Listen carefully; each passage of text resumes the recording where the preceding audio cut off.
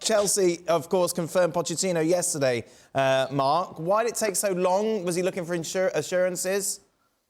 Well, do you know what's really strange about this one? That Pochettino was announced by Chelsea yesterday, and there was no quotes from Mauricio Pochettino in the statement, no pictures of Mauricio Pochettino lifting a scarf at Stamford Bridge or saying what his big plan is.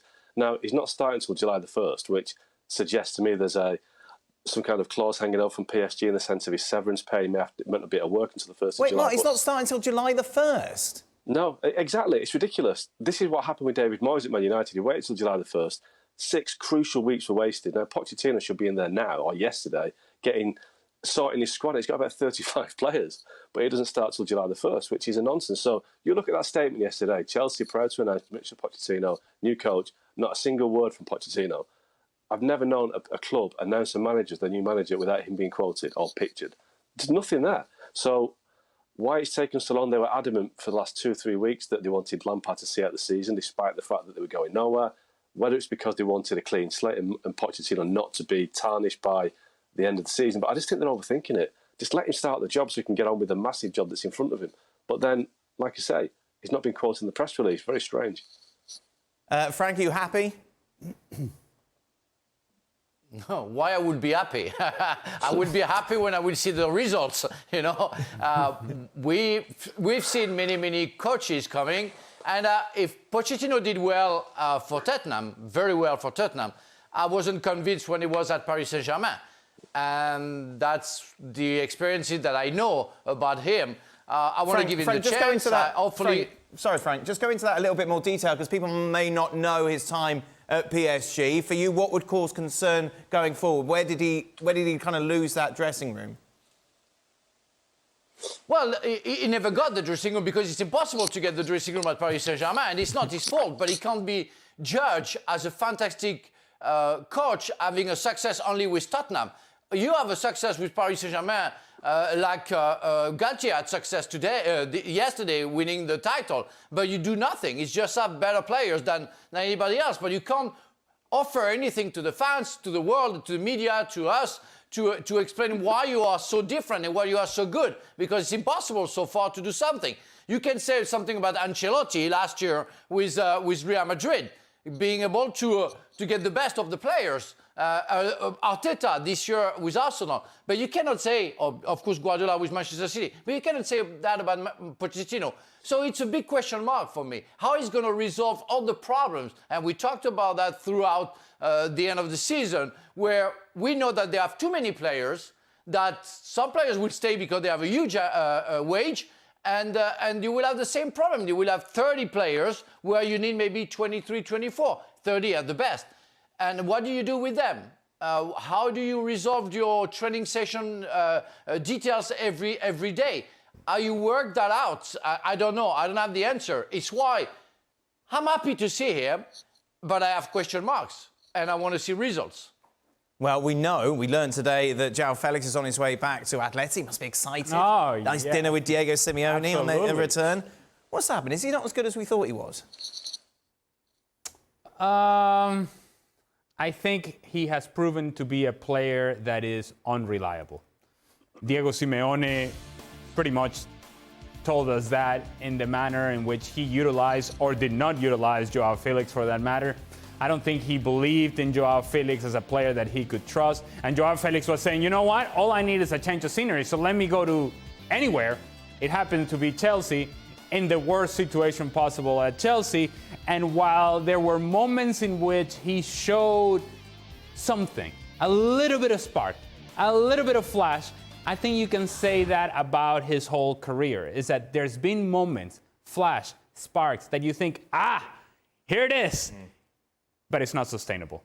And that, I think, is the problem. He has never been able to sustain success nor productivity, and you see it in the numbers. And so, therefore, is a player now that has been incredibly expensive, but not nearly as productive as we would have expected. Has he just been playing on the wrong teams? Atleti not the style, and Chelsea are a mess. Yeah, I think that's a little harsh, Ali. I mean, a guy with his talent needs to play on a team that goes forward, that plays on the front foot, plays progressive football.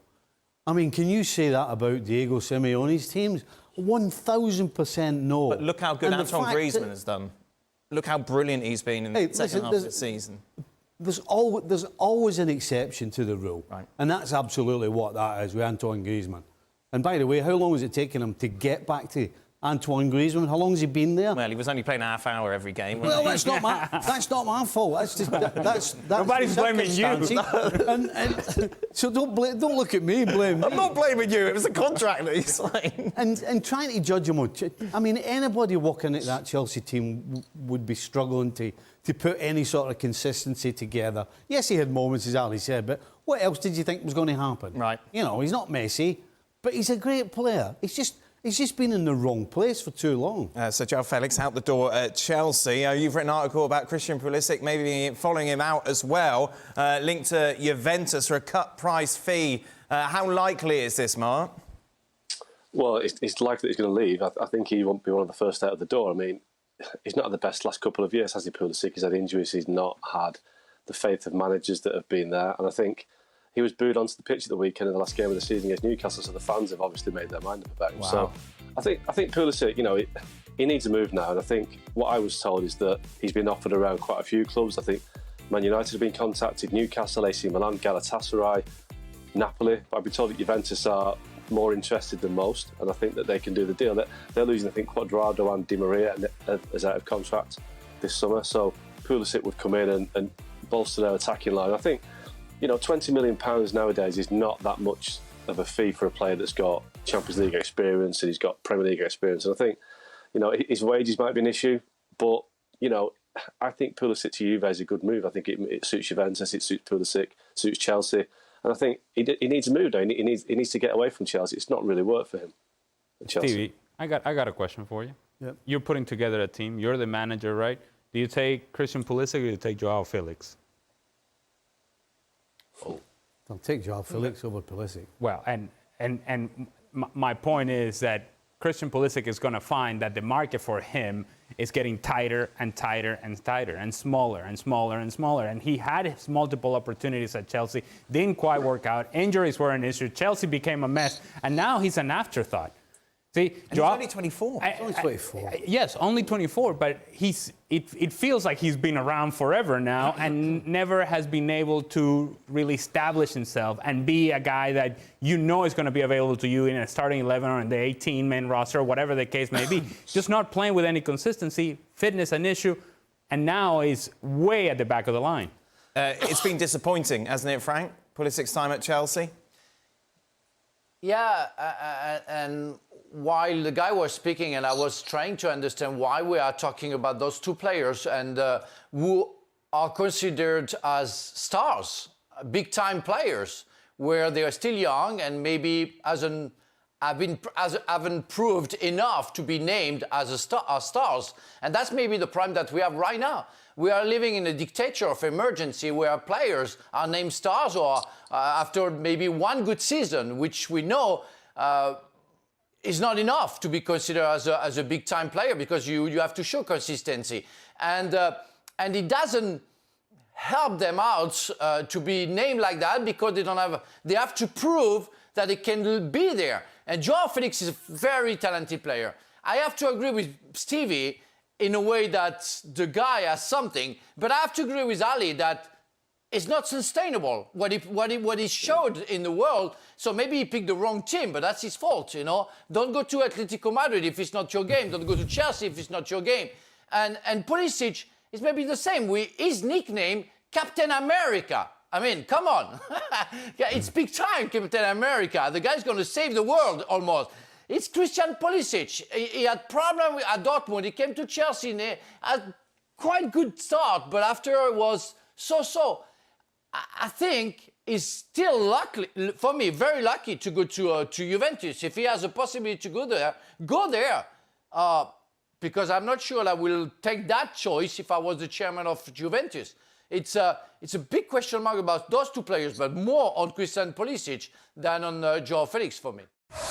Well, thank you very much for watching ESPN on YouTube. For more sports highlights and analysis, be sure to download the ESPN app. And for live streaming, premium content, and let's not forget as well, ESPN FC 7 days a week. Subscribe to ESPN+.